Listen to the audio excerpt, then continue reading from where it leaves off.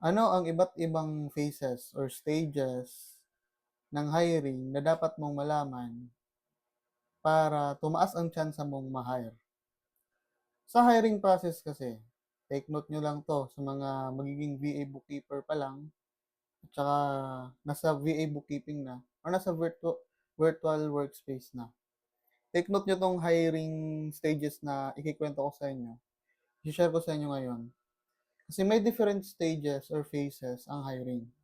At sa iba't ibang phases na 'yun, iba-iba yung ano, iba-iba yung atake, iba-iba yung, approach para makatagos ka hanggang final, hanggang sa ma-hire ka. Ayos? Kung ngayon lang tayo nagkita, ako nga pala si Kyle, may 4 na taon akong experience sa pagiging VA bookkeeper. At sa aking platform, nagse-share ako ng aking personal na experience sa pagiging VA bookkeeper. Nagse-share din ako ng knowledge about life and also, accounting basics and somehow glimpse sa accounting software na ginagamit ko. So, ngayon sa episode na 'to, magkuwentuhan tayo tungkol sa phases of hiring that you should know to get hired, to be hired. Basta yun na yun. Shoutout kay Junax, kay Shaya, kay Asher, kay Jay. Sa mga nag-a-apply na ngayon, mga nag-a-apply na, nagsisend na ng application, somehow makaka-relate kayo netong mga i-she-share ko. Pero mas lalaliman ko lang at bibigyan ko kayo ng idea per phase para alam nyo anong gawin nyo every phase ng application process. Itong i-share ko sa inyo ngayon, kabuuan siya ng cycle ng hiring based sa aking experience. Hinati ko yung phase na to sa tatlo. Tatlong phase lang to. So, pwedeng may kulang, pwedeng may idagdag. Pero para sa akin, ito yung pinaka-fundamentals na kailangan nyo lang malaman para makatagos kayo hanggang sa ma-hire kayo. Okay? Unang-una kagad dyan, hindi muna ako magkikwento, tinatamad ako magkwento eh. Kwento na lang ako per phase. Okay, unang phase na kailangan nyong malaman is the entry point phase. Joaquin, good evening. So, ang entry phase, no? Entry point phase pala, entry point phase. Ang entry point phase, ito yung phase ng pag-a-apply. Ito yung phase ng hiring na yung entry point mo. Ihahati ko to sa dalawa. Nakasulat to eh. Visual kasi ako eh. Yan o. Entry point phase. Ang unang phase dyan, ang unang type niyan, referral at saka traditional application. Ang entry point phase, ito yung phase ng hiring kung saan ka papasok at kung papaano ka pumasok. May dalawang nalalaman lang akong way para magka-entry point ka. Unang-una, referral. Bakit referral? May mga ano kasi, may mga company, direct man, or agency na they prefer na ni-refer lang yung aplikante. Hindi mo sila masyadong makikitang hiring post sa FB, hindi mo sila makikitang may website. It's because ang preferred method nila for entry point is referral. Kaya sinasuggest ko na mas lawakan nyo ang network nyo. Mas maging visible kayo. Mas dapat marami kayong kaibigan. Kasi the more na mas maraming nakakaalam kung anong ginagawa mo, the higher the chance na mare-refer ka. At yun na yung magiging entry point mo.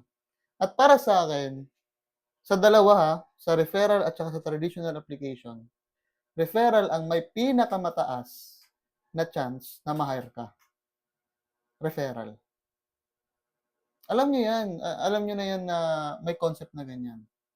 Kasi sa referral kasi, may rapport ng nabi-build. Yung mga nag-refer sa inyo niyan, pinagkakatiwalaan na 'yan sa loob. At kapag nag-refer 'yan, siyempre pinagkakatiwalaan nila kung sino yung ire-refer niya, nire-refer nila. So, may mataas na chance na ma-hire ka kapag referral. Now, ano ang ways para magpa-refer? Wala akong ibang may dalawang way lang ako nalalaman para ma-refer ka. Unang-una, kailangan mong ipaalam sa mga taong nakakapalibot sa'yo, masanay kang maging public na alam ng mga tao anong ginagawa mo. Kasi maraming beses na akong na-e-encounter nito. Matagal na kaming magkaibigang negosyante. Mga negosyante kong kaibigan, matagal ko na silang kaibigan. Siguro mga 3 years na, 4 years na. Pero bago lang sila bago lang sila nag-reach out sa'kin kasi may ire-refer silang kakilala na kailangan yung services ko. Kailangan mo lang maging public, maging consistent, na malaman ng ibang tao anong ginagawa mo. Entry point, referral entry point 'yun. At saka yung pangalawang way is yung ikaw mismo mag-reach out sa kanila. So, kung may mga kakilala kang nagtatrabaho sa gusto mong pagtrabahoang kumpanya, sabihan mo baka may hiring sila. At saka sa kanila mo i-send yung resume mo at saka sa kanila mo i-explain kung anong kaya mong gawin. Kasi sila yung tutulong sa inyo para makapasok ka sa kumpanyang pinagtatrabahuan nila. Applicable 'to hindi lang sa on-site na mga job, applicable din 'to kahit sa mga VA industry. Naalala ko may agency akong pinagtrabahuan dati. Nagsimula lang yung pagiging VA niya individual, I mean solo. Refer siya ng refer. Eh, ang ginagawa ng pinagre-referan niya, ina-under sa kanya. So, nagkaroon tuloy siya ng agency na hindi niya sinasadya. So, mas mataas yung chance talaga na ma-hire ka kapag referral. It's because yung pinaka-ano nun, pinaka-basis nun or pinaka-tawag nito, pinaka-essence nun, mas prefer ng mga kumpanyang sa referral mag-base, it's because may tiwala na sila sa nag-refer. May rapport na, may relationship na nabubuo. So, let people know kung anong ginagawa mo, be public, and then magpa-refer ka. So, mag-reach out ka din sa mga kakilala mong gusto mo pagtrabahoan na kumpanya, possible, dun ka ma-hire din. Hindi mo kasi malalaman na hindi kasi minsan kasi hindi nila malalaman na naghahanap ka ng trabaho 'pag hindi mo sila tinatanong. It's better na ikaw mag-reach out sa kanila na sabi ni Cat Affiliate, "Hirap magpa-refer, dami toxic na Pinoy, crab mentality." Huwag ka magpa-refer sa hindi mo kaibigan. Usually, yung mga pinagre-referan ko, yung tunay na mga kaibigan ko lang. At saka sa mga kino-consider kong mga totoo sa akin. Hindi ako nagpapa-refer sa mga hindi ko kilala. Hindi rin ako komportable do'n. Kaya dapat maging palakaibigan tayo. Maging palakaibigan tayo, expand your network as much as possible.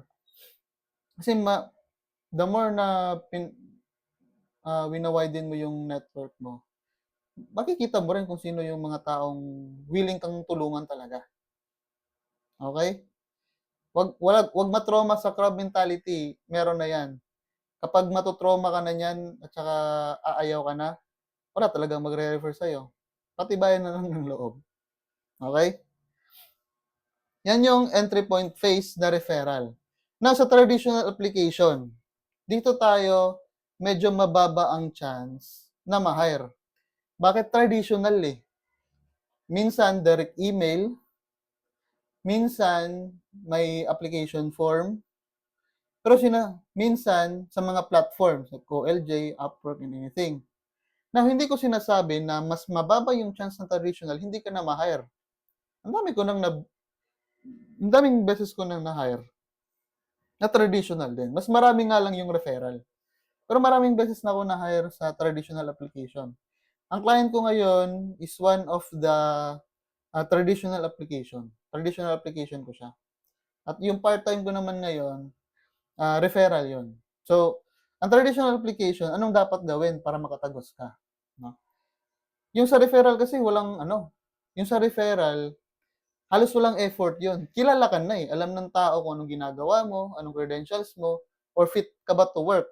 At saka, especially, may backer ka pa. May kaibigan mo pa yung nasa loob. So, mas mataas yung chance. Halos walang effort yun. Yung sa traditional application, iba ang labanan dito. Iba yung mindset mo dapat.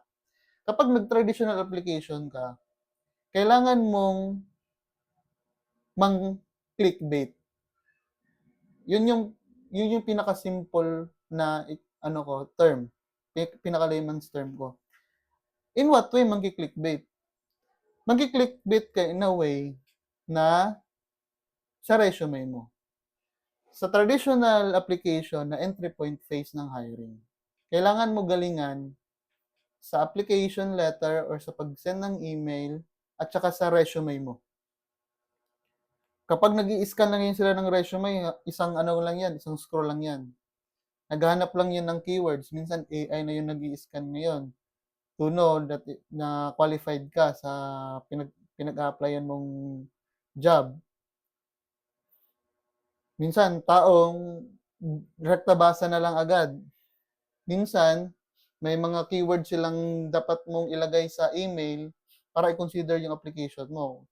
Minsan kasi, lagyan nyo ng gantong subject, yung subject lang talaga na ni-require nila yung babasahin nila kasi kapag hindi mo sinunod yung instruction, syempre, hindi ka mako-consider nun kasi meaning nun, hindi ka seryoso. Hindi mo sineryoso yung application na yun.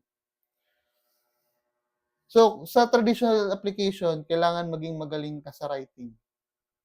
Sa writing at saka sa resume mo. Kailangan maging malinaw yung resume. Kailangan yung keywords na kailangan pag VA bookkeeper ka, highlight mo kung anong accounting software, especially pag sa job description talaga, may yung kailangang experience na specific na accounting software, i-highlight mo doon. Yung Excel skills mo, yung soft skills mo, detail-oriented, customer service, or anything na kailangan para sa job description na yun, para mag-fit ka, ilagay mo lahat. Kasi yun yung magiging keyword. So, pagalingan, sa referral, paramihan ng kakilala, pasolid ng credibility as a person. Sa traditional application, pagalingan magsulat. Pagalingan maglantad ng credibility in a resume or written form or email. Tsaka sa mga sa pakumpleto ng requirements. Ayos? Sa traditional application, minsan may laptop na kailangan, specs, ganyan, internet speed test, tsaka marami pa. Kaya pagalingan dyan, sa pa-highlightan dyan ng pagalingan dyan magsulat. Kaya may dalawa akong pine-prepare na resume, saka 3 document. Ang una, pang referral. Pangalawa is yung pang traditional application. Yung pangatong document na pine-prepare ko, yung equipment ko as a whole na ginagawa ko para kapag nagtanong, rekta pasa. Rekta pasa na. Meron na po akong gamit, may backup akong power supply, power station pala, saka backup laptop. Saka meron akong lahat na kailangan para maging VA bookkeeper. So, yun, pagalingan share ng credibility in a way of resume. Yun yung entry point phase pa lang yun. Ang entry point phase, yun lang talaga yung dapat mong pagtrabahoan para makapasok ka or mapansin ka sa kumpanya. Yung mga sinabi ko kanina, yun yung mga phase or yun yung mga way para makatagos ka sa entry point pa lang yun. Entry point pa lang yun. Pero para sa akin ang pinakamahirap na kasi dito is yung entry point. Pwede ka kasing magpasa kahit saan eh. Pwede ka magpasa ng maraming job application. Pero marami kang pwedeng pagpasahan pero hindi ka makatagos sa entry point. Hindi ka mapansin, hindi ka ma-recognize. Kaya pagalingan. Galingan mong magkaroon ng referrer at the same time, galingan mo sa traditional application mo. Sabi ni Dada, saan ka po nakahanap ng client? Parang dami ko ng vlog tungkol dyan. Referral po, tsaka Blue Up. Sa OLJ, wala talaga akong client dyan. Isa lang, nagkaisang client lang ako sa OLJ. Kaya hindi ako fan ng mga platforms. Upwork, hindi. LinkedIn, hindi. Meron akong mga magagandang profile dyan. Profile ko, magaganda lahat dyan. Sa LinkedIn, OLJ, Upwork, Fiverr. Doon, dami kong, for visibility na lang. Pero nag-try din ako mag-focus dyan, mag-apply. Hindi para sa akin.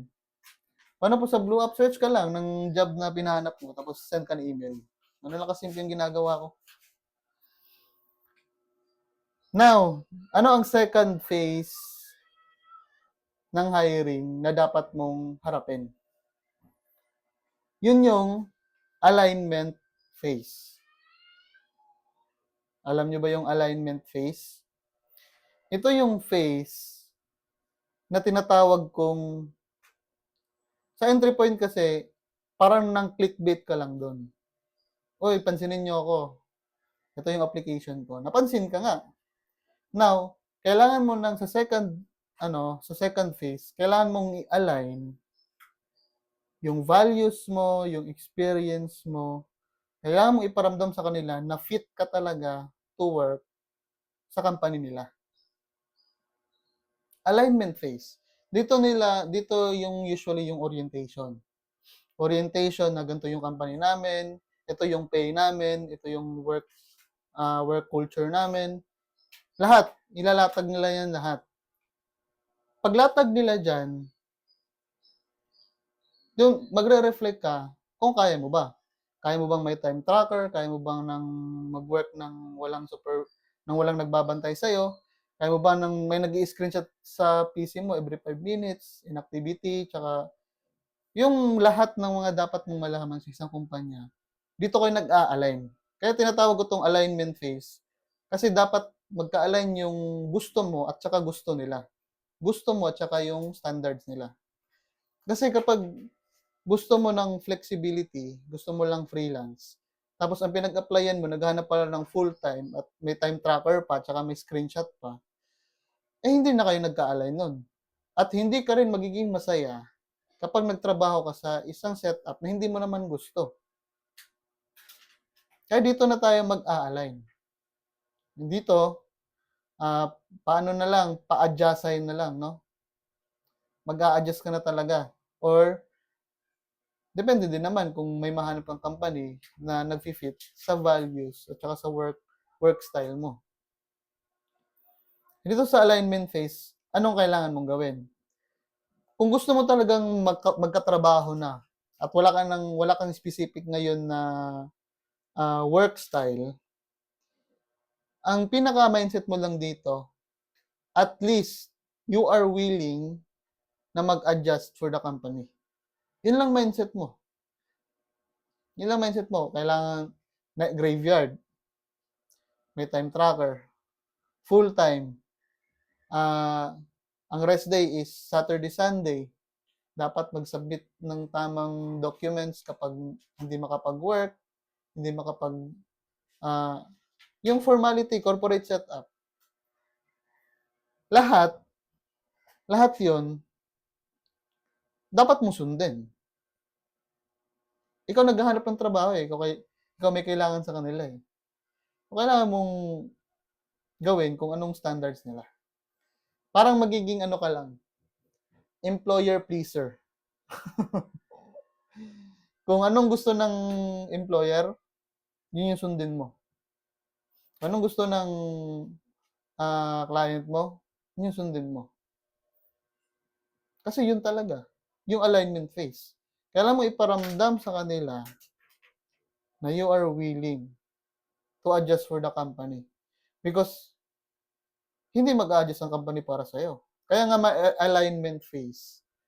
Para malaman nila kung align ba yung values mo or work style mo sa culture ng kumpanya. At kung may specific ka na work style at may trip kang work style mo talaga, hindi good for you, alam mo na kung anong gusto mo. Pero pag wala pa, you have to adjust for the company.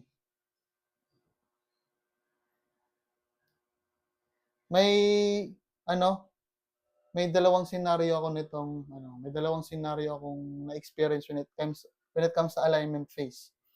May time kasi na sobrang desperate ko ng magkatrabaho talaga. Sobrang desperate. Ang work style ko, trip ko, freelance. Ang trip ko, yung I work on my sariling oras. Basta matapos ko lang yung project. Tapos, gusto kong part-time na panggabi, tsaka part-time din na umaga. Para yung tulog hindi hindi ko ma-sacrifice. Tsaka yung buhay ko rin personal ay name-maintain ko. Now, dumating sa puntong talagang matagal na akong hindi nagkatrabaho. Kasi sa sobrang matagal akong nagkatrabaho kasi nag-mix na nagka-decide na kung anong work style ko. At the same time, yung work style ko hindi para sa field, hindi para sa skill na meron ako. VA bookkeeper ako eh. VA bookkeeper ako. Now, napakadalang lang ng mga freelance or VA bookkeeper na mga jobs na freelance. Because kapag VA bookkeeper ka, marami kang questions sa transaction sa client mo. Now, hindi ka naman pwede magtanong ng tulog sila. Hindi mo rin makukuha yung sagot mo real time nun. Especially pag may mga deadline na. Hindi mo masasagot o hindi nila masasagot yun kasi tulog pa sila. Kasi umaga ka nagtrabaho, gabi naman umaga sa kanila, gabi sa kanila, umaga dito. Na kailangan mo mag-adjust na dapat gabi ka din magtrabaho para gising sila noon. Kaya talagang dahil hindi talaga ako nag-adjust, matagal na panahon akong walang work. Now, kailangan ko na talaga maghanap ng trabaho. So, ang ginawa ko, naging ako, kung ano yung standard nila, sige, yun na yun. Yun na yun. Gusto nyo night shift, full time, sige, kaya ko yan. Gusto nyo may time tracker, sige, yun na yun. Kung anong standards nila, binibira ko na agad. So, yun yung alignment phase. Sa awa ng Diyos na hire naman ako. Actually, ang dami kong agency na client na lang ang kulang sa akin. Daming agency sa akin na na siguro mga tatlo or apat. Lahat yun, sunod-sunod mga interview nun. Kasi yung yung work style ko, na-align na sa work values ng mga agencies. Ayun din yung sa akin, nag-expedite isa din yung sa rason kung bakit ang bilis kong na-hire. Nung nakapag-decide akong, sige, sundin ko na muna yung standard niya sa ngayon. Kasi ako naman yung may kailangan eh. Ayun yung sa alignment phase. Yun yung pagkakatandaan nyo. Sa simula, kapag wala pa kayong experience masyado, masasuggest ko yung ganong way. You have to adjust for the company. Darating yung punto na yung standard mo, meron talagang sa inyo yan. May mga company din talaga na yun yung work style nila. But for the meantime, kung ano yung available na agency or client na willing kayong pagbigyan ng ganong setup, sundin nyo na muna. For the experience at the same time, for the credibility mo na din. Okay? Yun. Okay, yung unang phase, entry point phase. Pangalawa, alignment phase. Pangatlong phase, ito na yung final phase. Ito na yung phase na kailangan mong tagusin para talaga ma-hire ka na, para maka-receive ka na ng job offer. Ang daming phase, no? Pero kailangan mo talagang kailangan mo talagang lagpasan to lahat. Kasi kapag sa entry point hindi ka nakatagos, talagang hindi ka rin mapupunta sa alignment phase.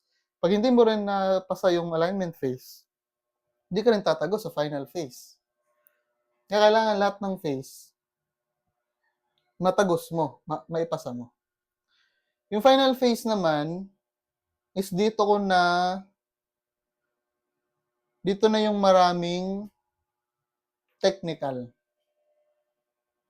So sa entry point kasi qualifications mo. Sa alignment naman na phase, yun yung work style mo. Finifit mo yung values ng company at saka sa'yo. Sa final phase, dito ko na-questionin kung totoo ba yung nasa resume mo. Kung yung situational, yung expertise mo, minsan may mga nagpapa-live test, minsan may nagpapa-situational, tinatanong ka, accounting basics, kung may discrepancy ba sa bank reconciliation, anong process ang sinusunod mo or anong ginagawa mo, or kapag may mga dispute of the invoices, anong ginagawa mo. Dito na yung mga situational. Dito na sinusukat kung totoo ba yung nilagay mo sa resume mo. And how you communicate how do you communicate ang paggawa mo ng step-by-step na process para sa mga binigay nilang sitwasyon sa'yo. So, dito na yun sa final phase. So, sa final phase, ito lang pagkakatandaan nyo. Kailangan ma-communicate nyo ng tama. Ma-communicate nyo ng tama yung process, ma-relay mo sa kanila, maipa-feel mo sa kanila na yung sinasabi mo ay alam mo. Maipa-feel mo sa kanila na in a way na kahit nagsasalita ka, ine-explain mo lang yung process mo, is parang alam mo talaga yung ginagawa mo, alam mo yung sinasabi mo. And dapat accurate din. Kasi minsan kapag accountant yung mag-final na interview sa'yo, malalaman nila kung tama kayong process ng pinagsasabi nitong taong to. So, kailangan maging expert ka, maging genuine ka sa totoong process, sa mga situation na anong gagawin mo talaga. Kasi dito nila mafe-feel kung qualified ka ba talaga o totoo or genuine ba yung nasa resume mo. Ito na yung sukatan kung totoo ka bang tao. Now, bonus. Bonus point sa final phase. Ang bonus point sa final phase ng hiring, especially kapag direct client, napakagamit nito. You have to build the relationship. Ito na yung time na mag-build ka ng relationship. Naipasa mo ng alignment phase. Naipasa mo na yung entry point. Okay, you are somehow qualified na. Now, what's next? Next is, for the long term, you have to build the relationship. You have to find something in common, hobbies, you share your values, your dream, you share magbibuild ka na ng rapport. Because sometimes, ito yung pinaka-reality. There are always may someone na mas qualified sa'yo. Always yan. Hindi mawawala yan. Kapag nag-hiring, meaning ba doon na ikaw yung na-hire, ikaw na yung pinakamagaling among the applicant? Hindi. Hindi yun yung pinaka factor kung bakit ka hinire. Minsan, hinahire tayo ng mga kliyente. It's because they find something sa atin. It could be something common, something vision, something na nakapag-build or something na mas nakikitaan nila tayo ng genuineness or relationship values between you and the client. Ikuwento ko sa inyo yung pinaka-latest na naging client ko, kung bakit importante yung magbi-build ka ng relationship. Yung last na naging client ko, isa siyang accounting firm. Nag-interview na kami, final interview na yun, siya na yung kausap ko. Tapos, na-late siya ng siguro mga 3 minutes. Na-late siya ng 3 minutes, tapos sobrang busy niya. Tapos nag-interview na. Tanong niya sa akin is, gaano ba ako ka-passionate sa bookkeeping? Ano ba yung pinaka-gusto kong process o pinaka-gustong part ko or pinaka-satisfying na part sa bookkeeping process? At ano ba yung vision ko or ano ba yung vision ko sa career na pinili ko? Yun yung tanungan niya. Pero wala na siyang tanong. Pero may naikwento siya. Sabi niya, I'm very sorry na na-late ako. Kasi dumating kasi yung pinagawa kong libro. Sabi niya, sorry, I'm late because dumating kasi yung pinagawa kong libro. So, sabi ko, libro ba? Anong libro yan? So, na-curious ako, anong libro yan? So, you have to let them feel na curious ka din at you're interested sa sa hobbies nila and sa ginagawa nila. Sabi nila, nagsulat kasi ako ng libro for real estate investors. And then I'm going to publish it for a few weeks from now. Now, sabi ko, may libro ka. Meron din akong libro. So, nakita ko sa kanya, here, this is my book. So, my book is all about how to be a VA bookkeeper. Sinabi ko sa kanya, I have a book as well. So, parang yung mukha niya, na-shock siya. Really? Na-shock. Sabi niya, oh, we should write a book together, sabi niya. Ang nabanggit niya sa akin, yun yung unang libro niya. Pero nabanggit ko sa kanya, may 2 libro na ako nun. May dalawang ebook na ata yung na-publish ko nun. So, I have 2 ebooks already.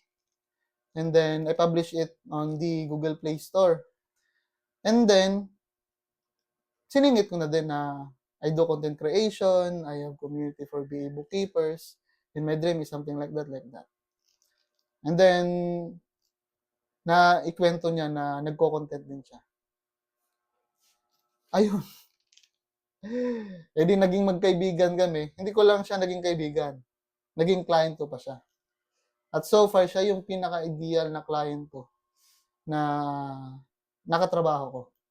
Kasi we share the same values, we share the same vision. Christian pa siya. And then, napaka-considerate niya. At talagang hands-on siya sa akin. Minsan, we can say that maraming mas magaling sa atin. Sobrang. Ako, wala pa akong degree. May 4 na taon lang akong solid na experience sa pagiging VA bookkeeper.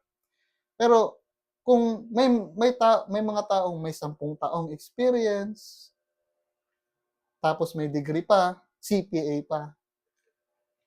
Pero bakit ako kaya yung na-hire? It's because I value relationship. Maraming mga VA ngayon at bantayan nyo na din yung sarili nyo. Please avoid making things only transactional. Huwag kayo maging transactional masyado. Huwag nyo iparamdam na naghahanap lang kayo ng trabaho, it's because you need it. But something na magtatagal sa atin or something na mag-a-add sa atin ng credibility as a person if we value relationships.